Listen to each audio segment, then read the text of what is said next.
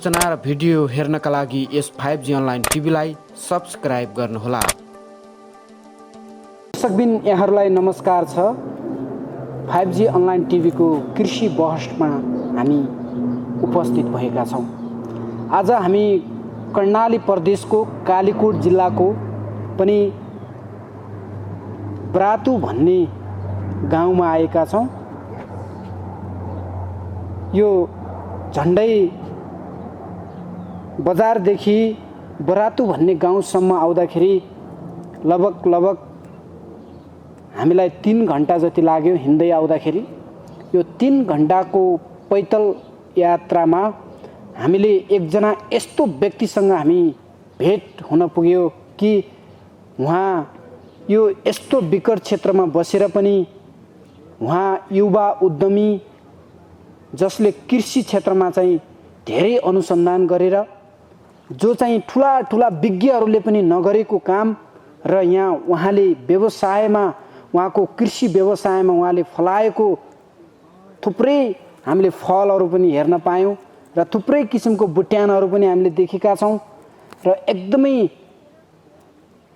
उहाँसँग भेटघाट गर्दाखेरि हामीलाई पनि यो समाजमा यस्तो खालको विकास र अहिलेको वैज्ञानिक कृषिलाई कसरी चाहिँ वैज्ञानिकरण गर्ने भन्नेतिरको सोच विचारको युवासँग भेट्दा हामी एकदमै खुसी छौँ।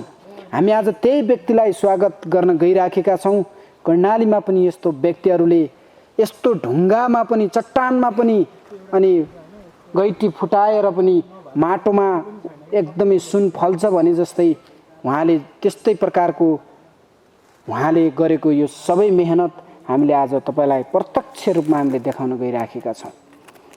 अनि दर्शकबिन त्यतिन्जेलसम्म तपाईँहरूले भिडियोलाई पुरै तपाईँले सुरुदेखि अन्त्यसम्म हेरेर हामीलाई साथ दिनु हुनेछ।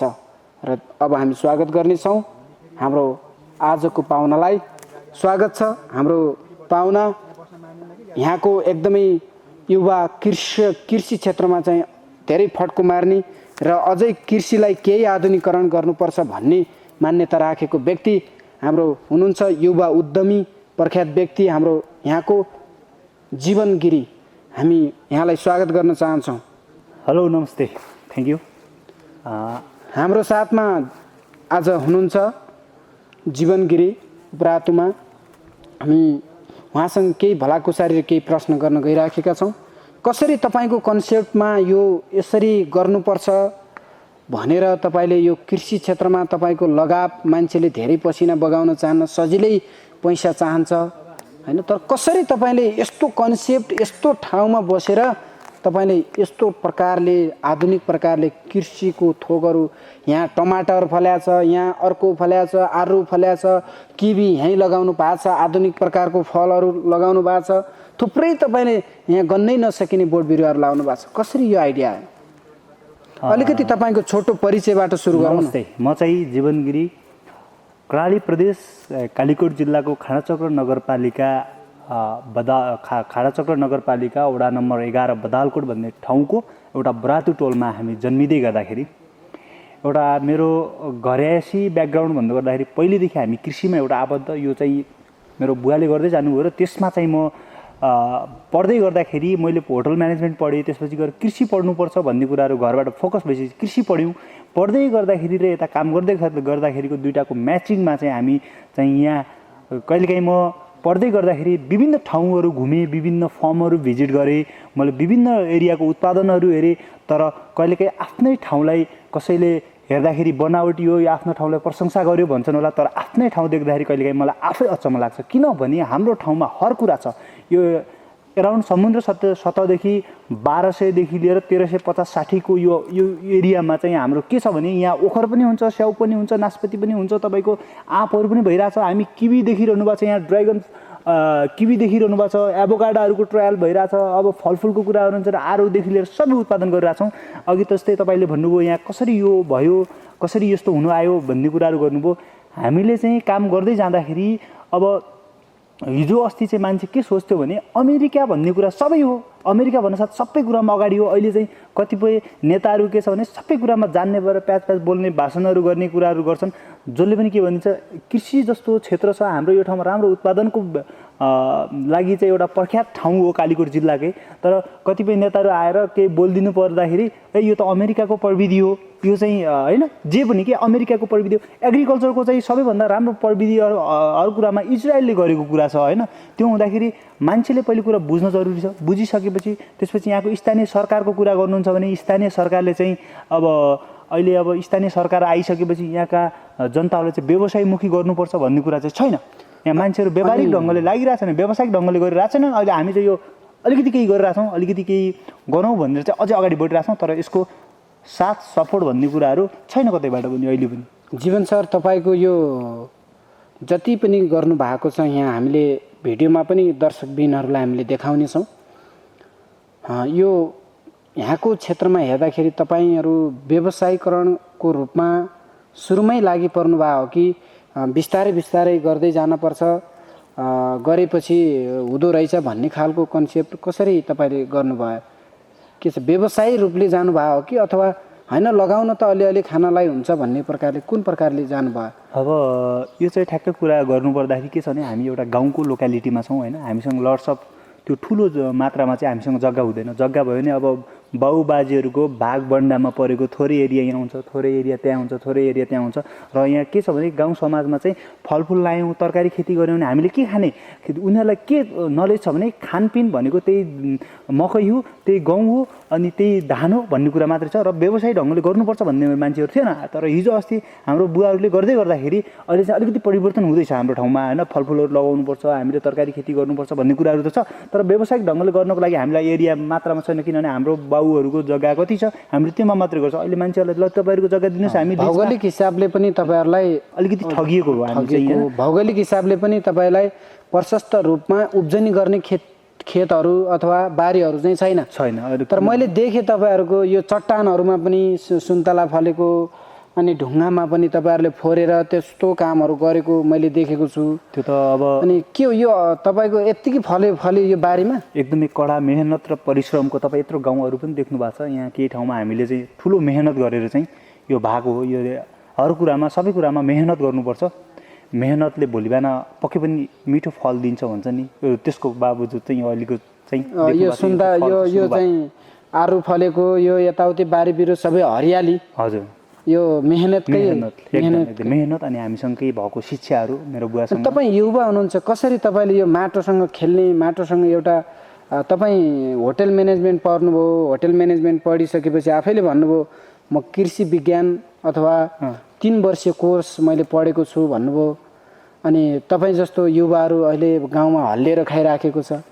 अनि तपाईँले त यो बारीमै खनेको पनि हामीले देख्यौँ है।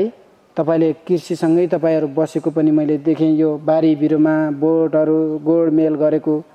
अनि अल्छी लाग्दैन तपाईँलाई? अल्छी होइन, यो मेरो पढाइको एउटा फिल्ड पनि त्यो भयो र त्यसैदेखि पहिलेदेखि पनि हामीले काम गरिरहेको। मलाई के थाहा छ भने कृषिले पक्कै पनि कृषि क्रान्तिले मात्र आर्थिक क्रान्ति गर्न सक्छ देशमा। कृषि क्रान्ति जब सुरु गर्छौँ तब आर्थिक क्रान्तिको सुरुवात हुन्छ भन्ने कुरा हामीले बुझेका छौँ। सबै कुरा कृषि नै भएन भने हामीले कसरी खाने त? किसानले अन्न उत्पादन गर्दैन भने हामीले कसरी खाने त? होइन, हामीसँग देशको अर्थतन्त्रको मुख्य स्रोत भनेको कृषि एकदमै यो चाहिँ डेफिनेटली हो। यो चाहिँ कृषि भएन भने अनि तपाईँले यो जति पनि उत्पादन गर्नु भएको छ, यो उत्पादन तपाईँको त मैले यता कतै हेर्दाखेरि सडक पनि त्यति राम्रो छैन होइन। यो कसरी तपाईँले यसलाई चाहिँ तपाईँले यहाँबाट आउटपुट इनपुट गर्ने कुराहरू ढुवानी अनि बाहिर लिने भित्र कसरी गरिराख्नु भएको छ यहाँ फलिसक्यो भने? अब म चाहिँ तपाईँलाई के भन्छु भने एउटा भौगोलले ठगेको ठाउँ भनिन्छ भन्न चाहिँ, तर आफ्नो मनको इच्छा आकाङ्क्षा छ भने यो भूगोलले केही बिगार्दैन। स्थानीय सरकार छ, दुनियाँ सरकार छन्, तर यहाँको हाम्रो एकदम गुड लिडरसिप नभएर, राम्रो नेता नभएर नै सायद हामी पछि परेको हो। यति सदरमुकाम नजिक छौँ हामी। सदरमुकाम नजिक हुँदा पनि अझै पनि बाटो हेर्नुभयो तपाईँले, देख्नुभयो बाटोहरू, बाटोको हालत त्यस्तै छ। र अहिले पनि हाम्रो के छ भने कोही आउना पाहुना मान्छेहरू आयो भने आउनुहोस् खानुहोस् भनेर चाहिँ हामीसँग भएको प्रोडक्सन चाहिँ हामीले उनीहरूलाई दिन्छौँ। किनभने यदि हामीसँग टन्न मार्केट भएको भइदिए आउने मान्छेलाई पनि खानुहोस् भनेर स्वागत गर्नु कुरा त ठिक हो, तर त्यही हाम्रो मेहनत परिश्रम हो नि त त्यो। कोहीले 2-4 रुपियाँ दिएर ल है हामी खान्छौँ भन्नु र हामीले यतिकै दिनु किन दियौँ त हामीले भन्दाखेरि हामीसँग मार्केट छैन।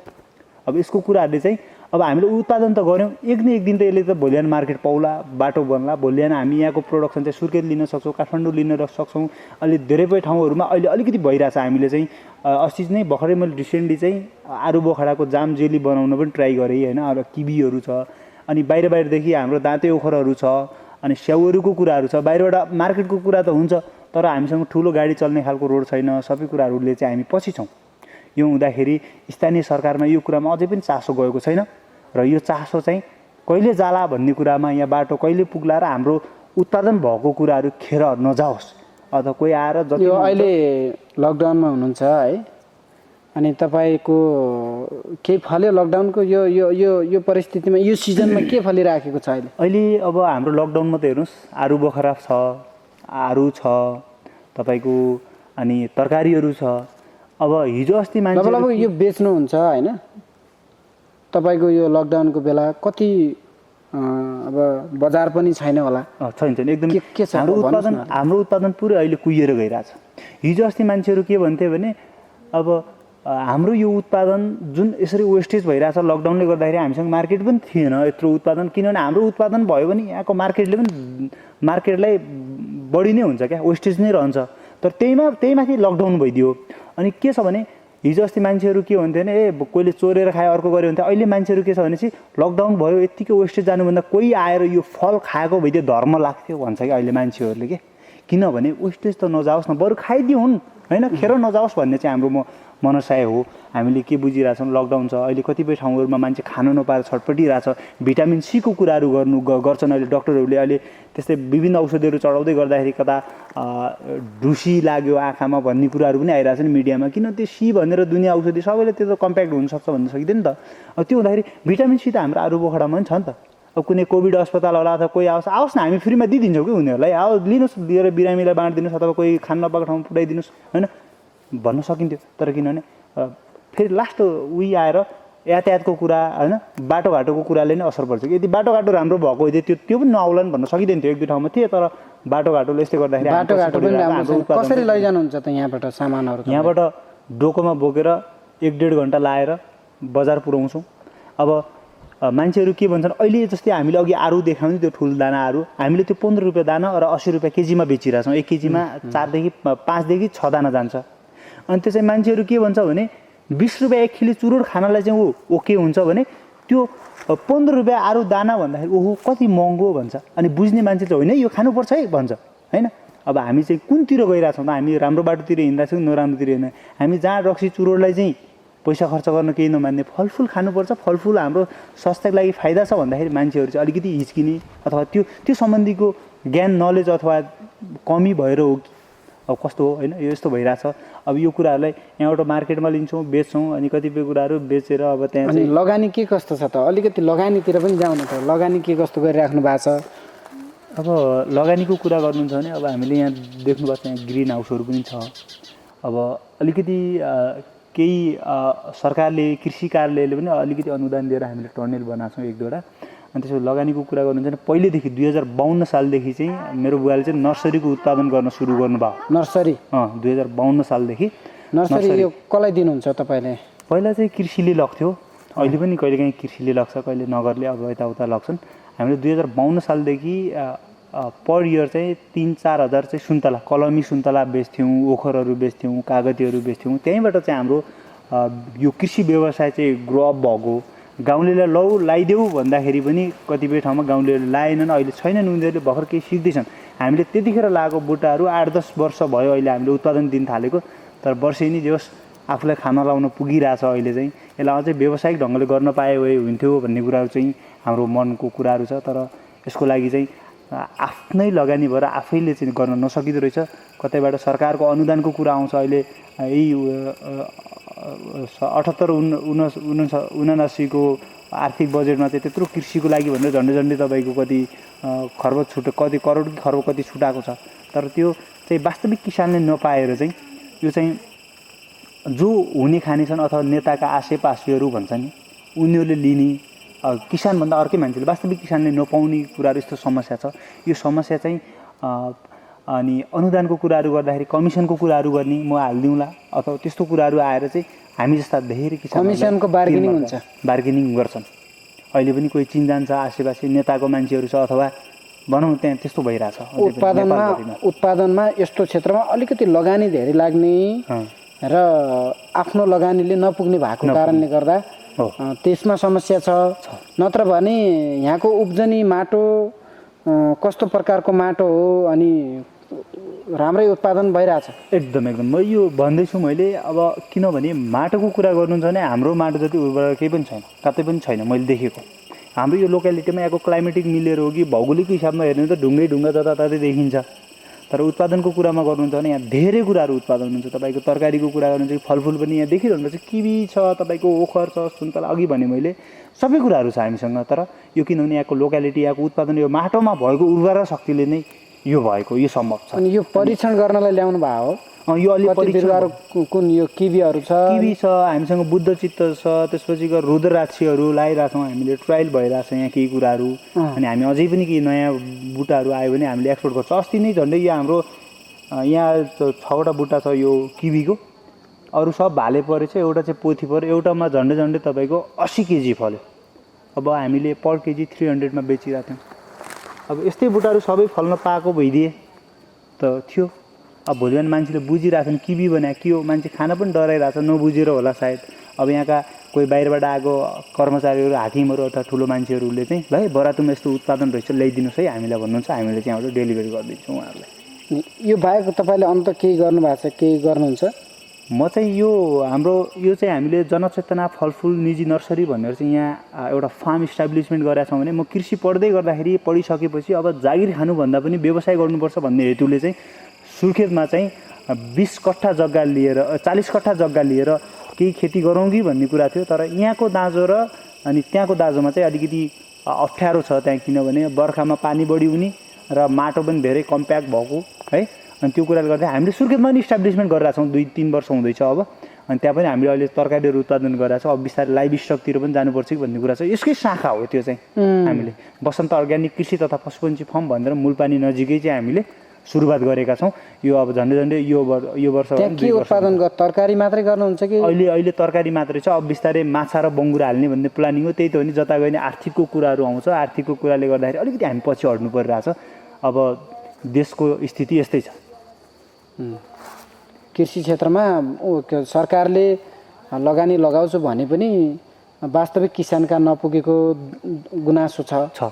यस्तो छ। अब जस्तै के हुन्छ भने नेपालमा म विदेश जान्छु भन्यो भने उसको बाबुआमा, उसको आफन्तले उसको लागि जति लाग्ने पैसा पनि निकालिदिन्छ भने म देशमै के गर्छु है, म चाहिँ देशमा केही कृषि व्यवसाय गर्छु। यसको मतलब घरबाट पनि सपोर्ट छैन, व्यापार बिजनेस गर्छु भने हाम्रो घरबाट छ। अरू हाम्रो म जस्तै हजारौँ युवाहरूको दिँदैछु। मेरो घरबाट त फुल्ली सपोर्ट छ, गरिरहनु भएको छ होइन। तर अझै गर्नु पऱ्यो यसलाई अलिक बढाउन। धेरै आम युवाहरूको समस्या र देशको समस्या पनि हो यो चाहिँ। किनभने देशले त्यही युवाले म गर्छु भन्ने युवाले चाहिँ अनुदान दिएको भइदियो अथवा लगानी गरिदिएको भए हामीले यहीँ टमाटर उत्पादन गर्छौँ। हाम्रो अर्ग्यानिक हुन्छ। पर केजी अहिले 100 रुपियाँमा बेचिरहेछ भने अबको 1-2 हप्तामा अहिले मेबी लकडाउन नभएको भइदिए इन्डियाबाट टमाटर यहाँ आइपुग्थ्यो 20 रुपियाँ केजीमा उसले टमाटर बेचिन्थ्यो। हामीले हाम्रो यहाँ मेहनत परिश्रम खेर जान्थ्यो। हामीले नि 20 रुपियाँ दिनु पर्थ्यो कि त कुहाएर फाल्नु पर्थ्यो कि तरकारी कति खानु आफूले। यस्तो छ समस्या चाहिँ देशदेखि लिएर सबै बजारमा पनि समस्या। बजार एकदम यो इन्डियाबाट आउँछ। कस्ता कस्ता फलफुलहरू त्यो विषादी हालेको अर्को हुन्छ। हाम्रो यहाँको अर्ग्यानिक प्रोडक्टहरूले चाहिँ मार्केट पाइरहेको छैन। किनभने अर्ग्यानिकको अलिकति महँगो भयो भन्छ। इन्डियाबाट फ्रेस केही नभएको दानाहरू आइदिन्छ, राम्रो हुन्छ, हेर्दाखेरि चट्याक्क परेको हुन्छ। तर त्यहाँ चाहिँ विषादीहरू छ, केमिकलहरू युज गरेको छ भन्ने कुरा चाहिँ थाहा छैन मान्छेहरूलाई थाहा भइ पनि त्यो खाइरहेछ। किन यो चाहिँ नेपाल सरकारको कमी कमजोरी हो भन्छु। इन्डियाको विभिन्न बजार व्यवस्थापनमा नेपाल सरकारको कमजोरी हो। बजार व्यवस्थापनलाई राम्रोसँग नाकाहरूमा चाहिँ टाइट गरेर नेपालका जनताहरू अथवा किसानहरूलाई भनौँ न, स्पेसली जनताहरू भन्दा नि जो कृषि व्यवसायमा हुमिएका छन् उनीहरूलाई चाहिँ ल है हामी यसरी बन्द गर्छौँ, अब तपाईँहरू चाहिँ व्यवसाय ग्रो अप गर्नुहोस्, त्यसलाई चाहिँ उत्पादनलाई बढाउनुहोस्, प्रोडक्सन अझै धेरै दिनुहोस्, यहाँको जनताहरूलाई पुऱ्याउनुहोस् अथवा तपाईँहरूको मार्केटहरू लोकल मार्केटहरूमा चाहिँ पुऱ्याउनुहोस् तपाईँहरूको प्रोडक्ट भन्यो भने अनि मान्छेहरू त उत्पादन गर्न त बढ्छ नि त अगाडि। जस्तै मानिलियो अहिले हाम्रो त्यो टनेलमा टमाटर छ 100 रुपियाँ केजीमा बेचिरहेको छ। यदि लकडाउन नभएको थियो अहिले इन्डियाबाट आउँथ्यो 100 रुपियाँमा बेच्ने टमाटर इन्डियाले त 50 रुपियाँमा बेचिदिन्थ्यो अथवा 80 रुपियाँमा बेचिदिन्थ्यो। अनि के छ भने हाम्रो यो उत्पादनले यत्रो दुःख गरेर गऱ्यो, इन्डियाबाट सस्तो आएर बेचिदिँदाखेरि त यो वर्ष त इन्डियाबाट आएर यसरी डुबाइदियो, अब त फेरि पनि त्यही त होला। मान्छेमा यो निराशापन चाहिँ बढ्यो अनि त्यसपछि मान्छेहरू विदेश जान खोजिरहेछ। अनि शिक्षाको कुरा गर्नुहुन्छ भने व्यावसायिक शिक्षा लिनुपर्छ भन्छ, दुनियाँ छ होइन, त्यो शिक्षाको कुरा छुट्टै बाटो छ। तर म पनि एक कृषि पढेरै आएको र कृषिमा अलिकति के गर्नुपर्छ रिसर्च गर्दै बुवा हामी कृषि पढेको मान्छे त माटोसँग खेल्दै चाहन्छन्, कुर्सीमा मात्र बस्नु चाहन्छन्। तर तपाईँ चाहिँ स्वयं त्यो कृषिमा सिकेको कुरालाई अभ्यास गरेर प्र्याक्टिकलबाटै जानुपर्छ भन्ने खालको सोच बोक्नु भएको मान्छे रहेछ। अब अन्तिममा आम युवाहरूलाई जुन सरकारले नेपाललाई अब कृषि क्रान्तितिर जानुपर्छ, कृषि क्रान्ति गर्नुपर्छ भनेर यता कतै नाराहरू पनि लगाइराखेको हामीले सुन्छौँ। अनि नेपाल देश एउटा कृषि प्रधान देश पनि हो।